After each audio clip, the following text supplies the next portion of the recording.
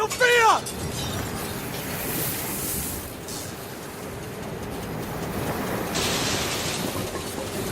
Honey, close all the windows! Shouldn't have taken her here. Shit!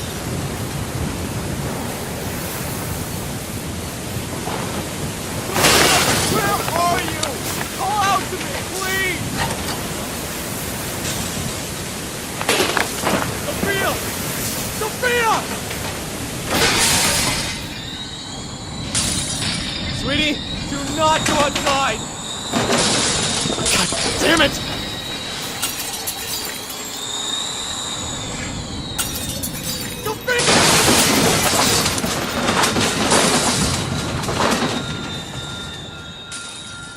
Sophia, baby, please. Please, baby, don't do this to me. Where are you? Sophia!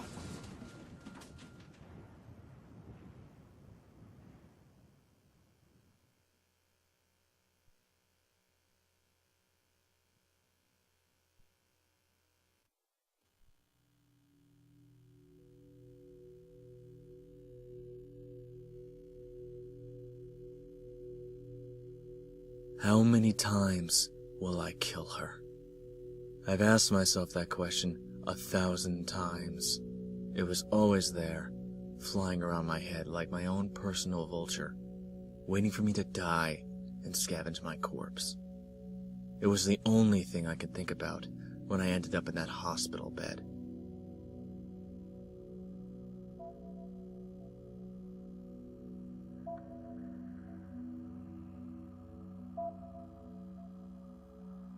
But I can't really blame the tornado, can I? What can you expect from a force of nature? I was the one who chased it. My obsession. I deserved to be in that bed, neither dead nor alive. I had screwed with destiny, and it screwed me right back. Fair deal. It was also reassuring to know that I couldn't harm anybody else, as long as I was in a coma. That was the type of nonsense I had to tell myself to keep me on the path. For all those years, I'd hated my father almost as much as myself for what happened to my little sister. And then I go and do the same thing to my own daughter, my own Sophia. And they say things never change. Cynics. What do they know?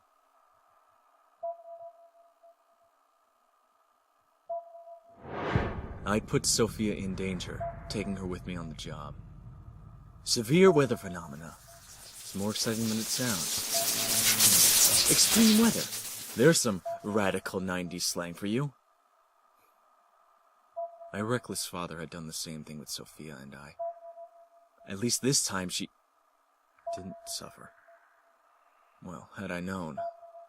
But I didn't. Not yet. It seems death has always been a backseat driver on my journey through life. But even then I couldn't see it. I was so damn consumed by my sister that even at death's door, I couldn't see its face.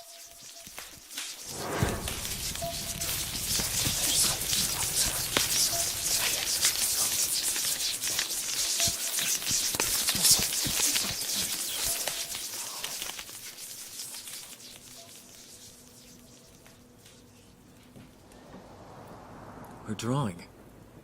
The first of many. It had been too long since Sophia had been more than a whisper screaming in the back of my mind. But I could still recognize it.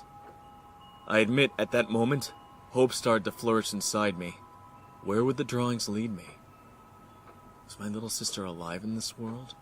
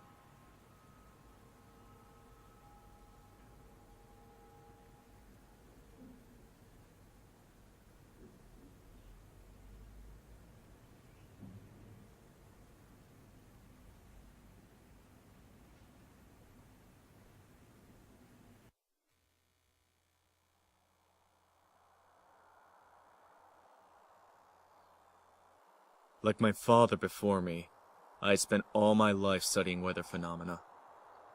I thought I was different. I thought I was doing it to pay my debt to Sophia. I was wrong. But all that work couldn't have been for nothing. I was told my very first published study on the hazards of road fog was all sorts of helpful. I was rather proud of that one. And now, of course, to get to Sophia, I had to bend fog to my will. That'd be the first of many, too.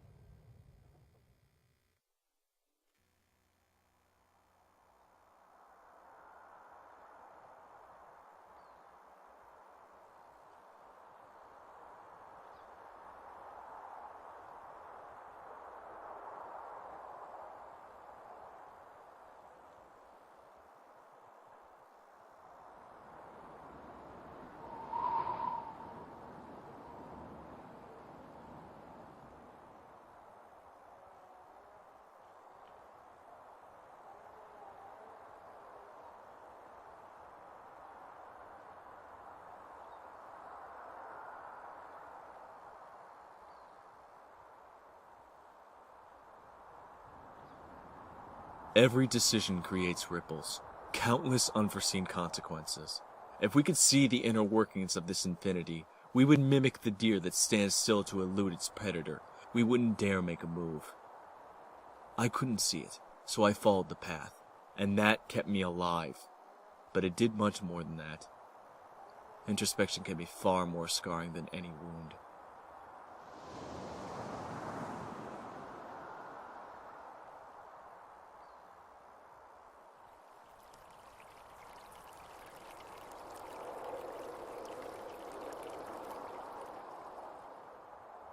First, I saw myself reflected in the shallow sea, and I wept.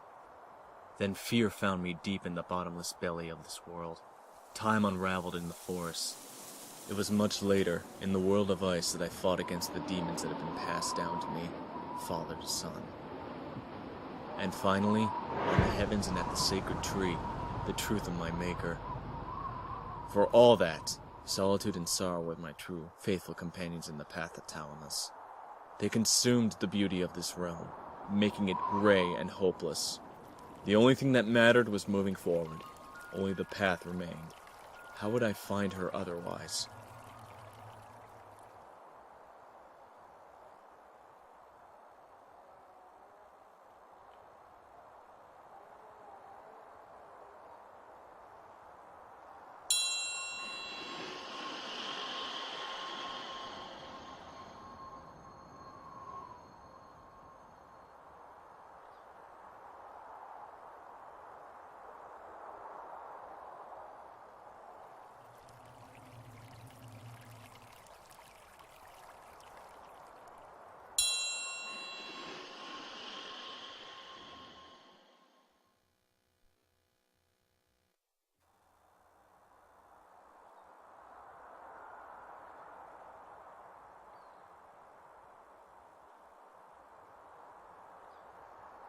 She was just a little kid.